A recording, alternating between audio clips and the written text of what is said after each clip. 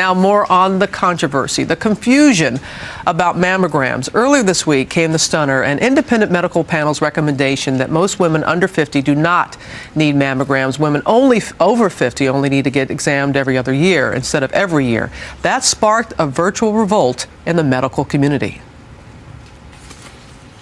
Clear and simple, right now, if this is what is happening, this is a gender genocide. Critics say the changes will lead to more deaths. Government recommendations calling for a cutback in routine mammograms. It makes me feel sick to my stomach because a lot of people will listen to it and go, oh, I don't need to get a mammogram. You know, I'm fine. Under the age of 40, radiation, frequent mammograms can actually cause cancer. It concerns me, too, about the implications on insurance. As long as I can remember, they always tell you self-breast exams. Why not double check? But I wouldn't tell women not to go and get their breast exams. I went through treatment for breast cancer, and in the course of my treatment, I met so many women who were in their 20s, and had they not had their mammograms to find out that they had breast cancer, they wouldn't have been there, and they wouldn't have been on that path for a cure.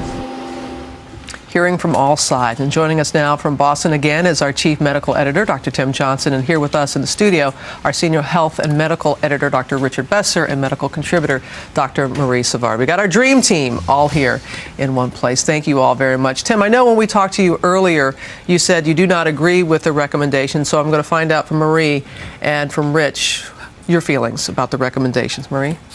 Yeah, I was so surprised about these recommendations. I think women should stay put in terms of what they're doing.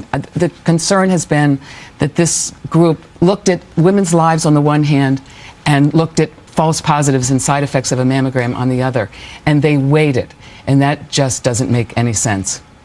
Rich? You know, when you see two prestigious bodies, this task force and the American Cancer Society, looking at the same information and coming up with wholesale different conclusions, that raises red flag for me and saying, okay, smart people can disagree. Let's not do anything rash here before these can be looked at in great detail. One of the findings that really struck me and raised concern was that they said that in order to save one life in the age between 50 and 59, right, you have to screen 1,300 women. In order to save one life between 40 and 49, you have to screen 1,900 women.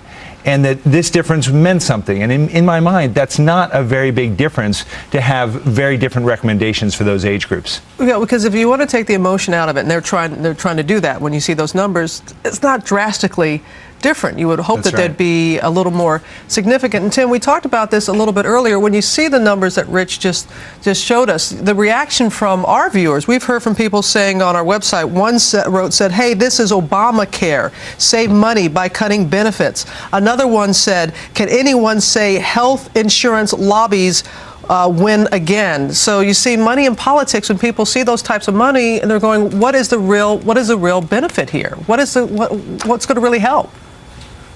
Well, I had a very illuminating conversation yesterday with an expert who knows this data very well, knows the workings of the panel. He disagrees with their conclusion. He points out that since 2002, when they made opposite recommendations from what they're making now, the current recommendations we use, they made in 2002, there's been only one new study that has any real merit, and it tends to favor mammography. So that's why people are questioning the motives of this panel.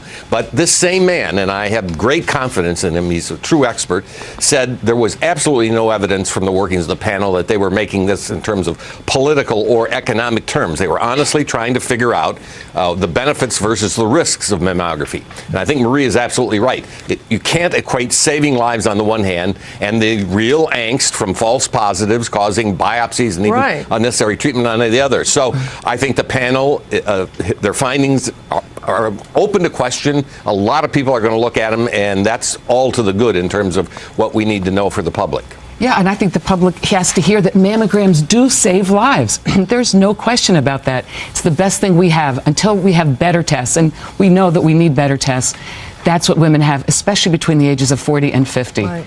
They need to hear that. It does work. We've also heard from the panel saying the self-exams. That's how I found mine. That's how many women have found theirs. They're saying, that doesn't really help either. I think that any recommendation that disempowers people and says you're not really responsible for your health, you don't need to know your own body, is very dangerous. Even if the data are showing that only a small proportion of cancers are detected that way, the more women and men understand their bodies and can pick up any subtle changes and can then come to their doctor, that's a really good thing. What do you say to your patients, Marie? I've been taking care of women for over 20 years, and I can tell you, women come in, they find their breast complaints, they know there's something wrong, they need to trust their instincts. This is like saying, let your doctor examine your breast, don't worry your pretty little head, I'll take care of it for you. Each woman needs to examine and be comfortable with herself, and not allowing a doctor to teach a woman. Doctor means to teach. That's our job, is to teach women about our bodies and to trust our instincts. Yeah, that was a real head scratcher when they came up with that. Tim, also I want you to see and hear what a viewer has asked, and this is a question that we're hearing over and over again. Here it is. My question is there another alternative to mammograms? That's what they're saying. I'll say if you're saying mammograms do not work or they're not as effective as they first thought, and you're talking about no self-exams, what's the alternative, Tim? Well, there is no good alternative today. That's why we still recommend it. We know we need a better test. There is digital mammography, but that produces even sharper images that can sometimes produce more false positive. Ultrasound is used as an adjunct. There are other tests in the works, a lot of research, but right now, screening mammography is the best tool we have, and that's why we continue to recommend it. Yeah, people keep saying it's a gold standard.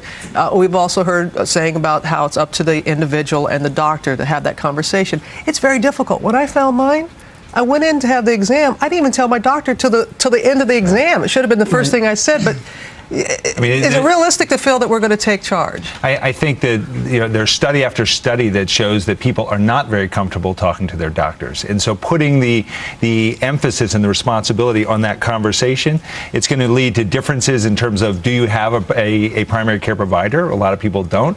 It's going to lead to differences in terms of education and income and race, and those kind of disparities are very important when you're talking about cancer. And women's biggest fear is breast cancer, and quite frankly, women know that they need to be checked. They want to be checked. They want their lives to be saved or their family member's life to be saved. Women want an alternative, and we need to give it to them and give them the power to schedule that mammogram themselves because their doctors are busy. That's it. Marie, Rich, Tim, thank you very much. Our dream team together. I know this is going to be a conversation that we're going to continue in the days and weeks ahead, but thank you so much. And for more information on our story, you can tell us what you think on our website at abcnews.com, and please do